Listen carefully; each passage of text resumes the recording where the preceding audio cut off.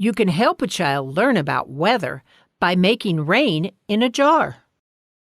You will need a glass jar, a plate, water, and ice. Heat the water until it's steaming. Pour it into the jar and place the plate on top.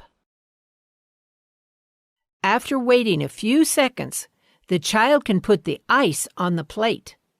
Then they can watch what happens. You can explain that water went up into the warm air, and when it hit the cool plate, it formed into water drops that came back down.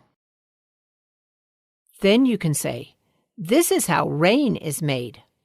Water in the air forms clouds, then comes back down as raindrops." This activity helps the child understand where rain comes from.